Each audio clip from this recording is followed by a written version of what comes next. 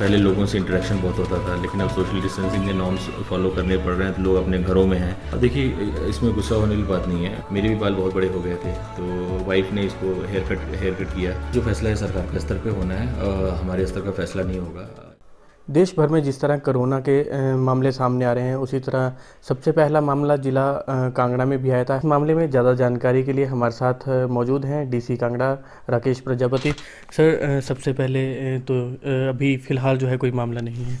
अभी कोई मामला नहीं है। शुरुआत में 20, 21 और 23 मार्च को 3 मामले आए थे। उसके उपरांत जमाती तबलीग से संबंधित एक इंसान का मामला आया था, जो 5 अप्रैल को टेस्ट हुआ था, और एक डेथ हुई थी तिब्बतन की, जो 23 मार्च को हुई। तो किस तरह देखते हैं सर, रूटीन किस तरह रह रही है? क्योंकि पहले जब देखा जाता है कि ऑफिस में जब 10 बजे आप पहुंचते थे, लेकिन इस समय किस तरह की रूटीन रह रही है, क्या मानते हैं? देखिए, दो चीज़ें हुई हैं। एक तो पहले लोगों से इंटरेक्शन बहुत होता था, लेकिन अब सोशल डिस्टेंसिंग के नॉर्म्स फॉलो करने पड़ रहे हैं, तो लोग अपने घरों में हैं। लेकिन जो दिनचर्या है उसमें ऐसे तो कुछ खास बदलाव आया नहीं है। लेकिन अब ये है कि अब इमरजेंसी का समय है, तो 24 घंटा अलर्ट रहने की ज़रूरत है, और उसी हिसाब से पूरा प्रशासन है। और सुबह से लेकर रात तक बहुत सारे लोगों के रिक्वेस्ट होते हैं, कॉल्स होती हैं, बहुत सारे लोगों की बहुत डिमांड्स होती हैं। क्योंकि आप इस वक्त देखें तो पूरा जो दिनचर्या है, जो रूटीन दिनचर्या होती है लोगों की, वो पूरी तरह से ठप है, और पूरे के पूरे हम इमरजेंसी मोड में इस वक्त ऑपरेट कर रहे हैं। तो इस प्रकार से अगर देखा जाए तो पहले अगर दिन में 200-300 कॉल्स आते होंगे, तो अब 500 से 1000 के बीच में कॉल्स आते हैं दिन में।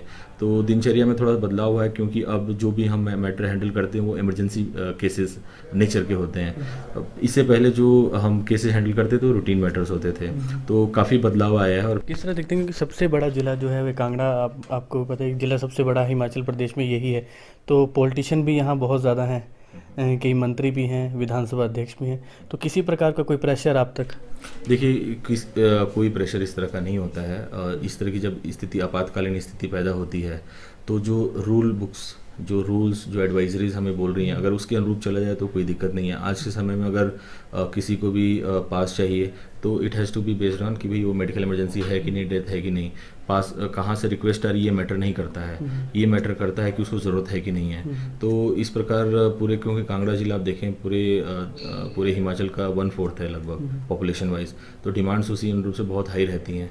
कोशिश बस यही है कि रूल रेगुलेशन के हिसाब से चलें, जो गवर्नमेंट ऑफ हिमाचल प्रदेश की एडवाइजरीज हैं उसके हिसाब से चलें। तो ऐसे में किसी भी प्रकार की जो दखलंदाजी है किसी भी एंगल से होने का कोई चांस बनता नहीं है।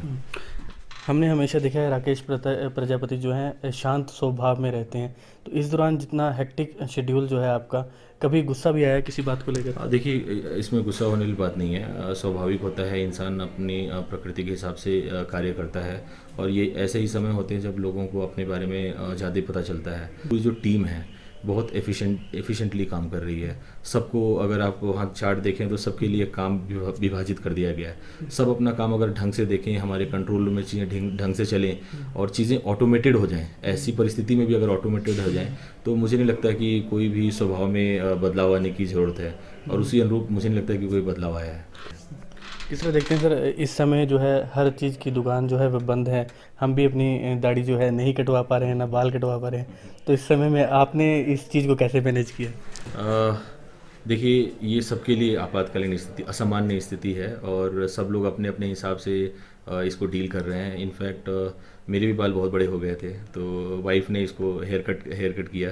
तो उस प्रकार से जो इस वक्त स्थिति है, जैसे जो सामान हमको हम बाज़ार से मिल पा रहे हैं, उसी के हिसाब से हम अपने जीवन को ढालने की कोशिश कर रहे हैं, और सबने ऐसा किया है। अक्सर जो है लोगों को कहना होता है सर कि जो राजनीतिज्ञ होते हैं वे ही जनता के रखवाले होते हैं, लेकिन जो ब्यूरोक्रेट्स होते हैं वे सिर्फ कागजी कार्रवाई में और जो स्टिकनेस है उसी में बिलीव करते हैं। लेकिन आपकी जो हमने कार्य प्रणाली देखी है, तो उसमें देखा जा रहा है कि आपने जो है सबसे पहले यहाँ पर नियम लागू किए, लोगों के साथ मिलकर भी आपने काम किया, और जनता कर्फ्यू भी आपने सबसे पहले लागू किया। देखिए, जो पूरा सिस्टम है, हमारा जो डेमोक्रेटिक सिस्टम है, इस पे सबका अपना अपना काम है। जो पॉलिटिकल लोग हैं उनके पास लोगों का आना जाना रहता है, तो उनकी अपनी डिमांड्स हैं, और वो हर बात को हमारे तक पहुंचाते भी हैं, और उनका एक बहुत बड़ा योगदान रहता है। उसी प्रकार से जो हमारे स्तर पे हमारे सीट्स में बैठे हुए हैं, उनका भी उसको क्रियान्वयन करना उसका बहुत बड़ा ये रहता है, रोल रहता है। सो सबका अपना अपना महत्व है इसमें।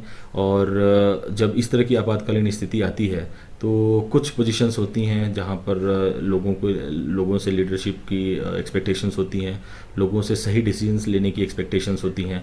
अगर उस वक्त सही डिसीजंस लिए जाएं तो हर स्थिति के लिए कुछ ना कुछ बना हुआ है, अगर उसको फॉलो किया जाए तो स्थिति कंट्रोल में रह सकती है। और उसी अनुरूप यहाँ पे ज़िले में अगर देखा जाए तो मैं हो गया, एसपी साहब हो गए, सीएमओ साहब हो गए, हम तीनों का जो एक वो रहा है, एक टीम वर्क रहा है, उसकी बदौलत अभी तक जहाँ पर हम पहुँचे हैं। और आने वाले वक्त में भी हमारी कोशिश रहेगी कि ये टीम वर्क को कंटिन्यू किया जाए। और जो भी फीडबैक भी होता है, चाहे पॉलिटिकल लोगों से हो, आम जनमानस से हो, उस फीडबैक को लेकर अपने आप को भी करेक्ट करना बहुत ज़रूरी होता है, क्योंकि ज़रूरी नहीं है कि हमें हर चीज़ के बारे में ज्ञान हो। तो अगर इन सारी चीज़ों को मद्देनज़र अगर हम काम करते हैं और उस दिशा में काम करते हैं, दिशा में हमसे काम करने की एक्सपेक्टेशन है, तो मुझे लगता है कि जो ये कोरोना जैसी महामारी जो फैल रही है पूरे विश्व में, उससे भी निजात पाया जा सकता है।